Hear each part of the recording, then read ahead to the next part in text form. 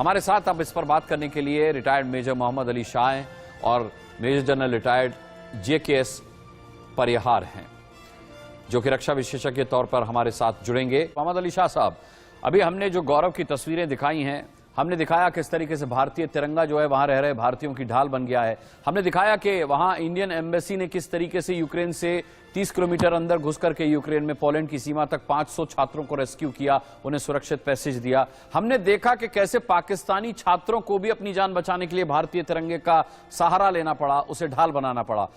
बहुत proud feeling होती है ये सुनकर। मोहम्मद अली शाह साहब। जी हाँ, बिल्कुल। और ये दिखाता है कि मरता क्या नहीं करता, इसमें कोई शक की बात नहीं है अपनी जान बचाने के लिए, लेकिन कुछ भी करना पड़ा, किसी भी हद तक जाना पड़ा। अब यहाँ देखिए, जहाँ के पाकिस्तानी छात्राओं ने हिंदुस्तान का झंडा लगाया अपने आप, तो मतलब ये बिल्कुल ये दिखाता है कि हिंदुस्तान की क्या रेपुटेशन है इंटरनेशनल कम्युनिटी में। भाई ये एक अक्सर लोग कहते हैं कि भाई एक जैसे कि एक गायत्री मंत्र हो गया, एक आयतल कुर्सी हो गई, उस तरह की कोई मंत्र कुछ चीज होती है कि ये आपको ढाल, ये आपको एक शील्ड की तरह आपके पास कोई बला नहीं आएगी, कोई प्रॉब्लम नहीं आएगी आपको। तो अगर भारतीय झंडा से दर्शा रहा है तो मतलब इतनी प्राउड फीलिंग होती है, इतना लगता है कि भाई हाँ, जिस तिरंगे को हमने डिफेंड करते हुए अपना खून पसीना बहाया है, तो वो उस झंडे की आज मतलब सीना फक्र से होता है वाकई में। और सीना बहुत ही इट फील्स वेरी गुड, बड़ा अच्छा लगता है। और मगर मेरे को पूरी उम्मीद है, क्योंकि हम हिंदुस्तानी हैं, हमको कोई और इसलिए दिखाता भी है कि क्योंकि हिंदुस्तानी है इसलिए हमको कोई छू नहीं सकता। तो ये बड़ा अच्छा इस पे दर्शाता है। चलिए मोहम्मद अली शाह साहब, केवल भारत एक ऐसा देश है जो अपने नागरिकों को बचाने के लिए यूक्रेन में इस तरीके का ऑपरेशन चला रहा है? बिल्कुल, इसमें और हमें बहुत नाज है, बहुत फख्र है कि हमारे जो मंत्री वहां पे जा रहे हैं, हमारे चीफ जनरल VK सिंह साहब, बल्कि अच्छी बात है जनरल साहब जा रहे हैं, वो एक उन्होंने एक्शन देखा है। और मैं आपको जब गोले चलती है ना भाई, मैं आपको वो फीलिंग मैं क्या बताऊं, जब जगह पे गोले चल रही होती हैं और जब बम धमाके हो रहे होते हैं, आपको कुछ मालूम नहीं होता क्या होने वाला है, अगला यहाँ पे क्या होने वाला है। 2003 में मैं इंडो पाक बॉर्डर पे था, जो कि 30 मीटर के फासले पे थी पाकिस्तान से, सीज फायर से पहले की बात आई है। और हम अंडरग्राउंड बंकर में रह रहे थे और रोज आना दम धमाधम धम धम ऐसे और हम तो ट्रेनिंग के बाद वहां पे गए थे ना हम, तो एक फर्क था। और आप सोचिए मानसिकता उनकी, जो डॉक्टर बनने गए हैं और वहां पे देख रहे हैं खून खराबा, बम धमाके, और बम धमाके छोड़िए आप।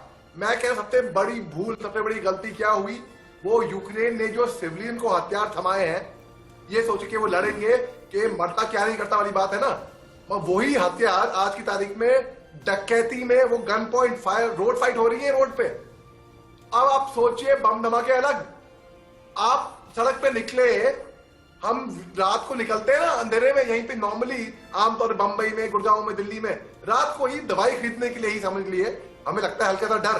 सोचिए इन बच्चों की हालत, वहां पे तो बंदूक आम लेके जनता घूम रही है और वहां पे ऐसे वॉर टोन जोन में खाने की कमी होती है, राशन पानी की कमी होती है।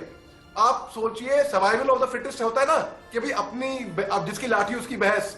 अभी हथियार तो आ गए आपको दुश्मन से लड़ने के लिए, लेकिन ऐसा बोले, मैं देखे वीडियोस न्यूज चैनल्स पे, हमारे हिंदुस्तानी वाले बच्चे वहां पे कह रहे थे, अरे हमारे पे बंदूक ताक रहे हैं कई लोग। तो अब ये बंदूक कौन ताक रहा है? ये सेना तो ताकेगी नहीं, कोई भी प्रोफेशनल आर्मी मैं नहीं मानता किसी भी सिविलियन पे बंदूक कैसे ताकेगी।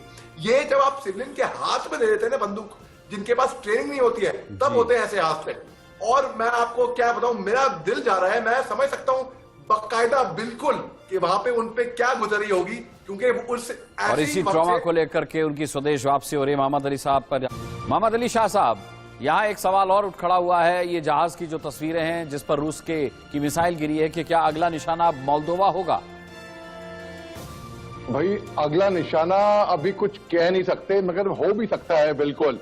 इनकी स्ट्रैटेजी कई बार जंग में क्या होता है, अनप्रिडिक्टेबल स्ट्रैटेजी अपनाते हैं। कई बार एक ऐसा पैटर्न सेट कर देंगे कि दुश्मन को लगेगा कि हाँ, अंदाजा लगा देंगे कि हाँ अगला निशाना यहाँ पे आने वाला है, लेकिन जहां पे आप उम्मीद कर रहे हैं वहां पे नहीं, कहीं और पे आता है।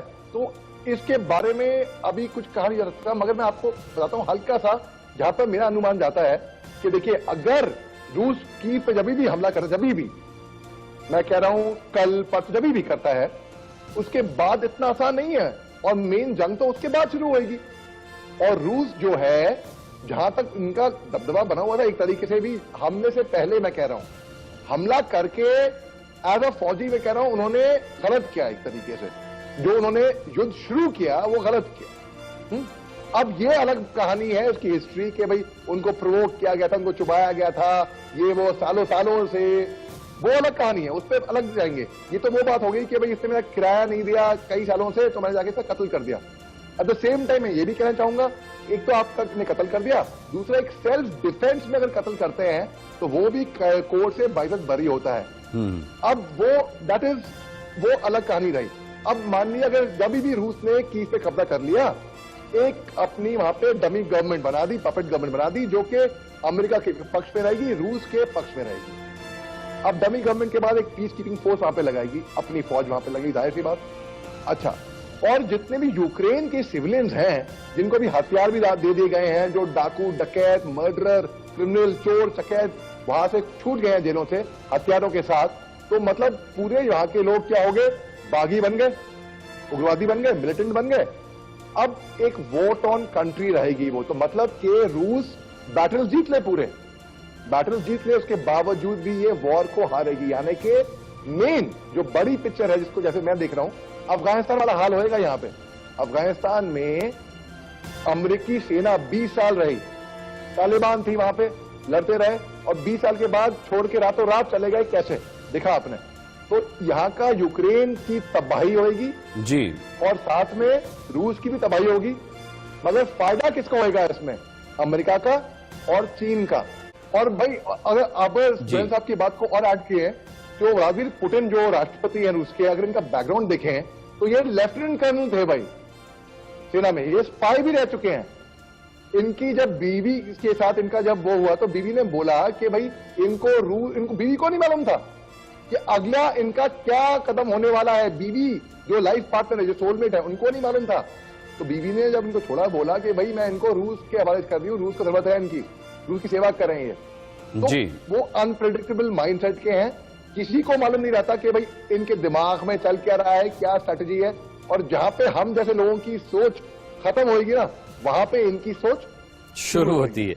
मोहम्मद अली साहब, सबसे बड़ा सवाल यह है कि क्या पुतिन की सनक को पूरी दुनिया अब भुगतेगी? जी देखिए, बिल्कुल पूरी दुनिया उनके पुतिन के सनक को भुगतेगी। इसमें नुकसान तो केवल रशिया का होगा ही होगा। रशिया की वही वाली बात है कि भाई मैं तो डूब रहा हूं, मैं अपने साथ में औरों को लेकर डूबूंगा, मैं तो मरने वाला हूं, मैं मरूंगा मगर साथ में औरों को भी लेके मरूंगा।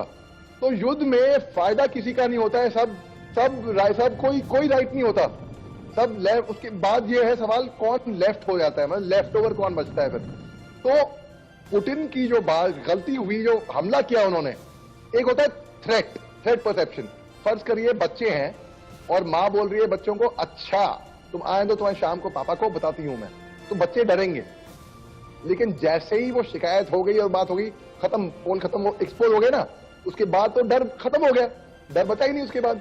फिर क्या बचा? तो और रूस ने जो किया है, ये यूक्रेन ही नहीं, रूस ही नहीं, सब लोग एक तरीके से, अमेरिका चीन भी भुगतेंगे, लेकिन फायदा इनको होगा।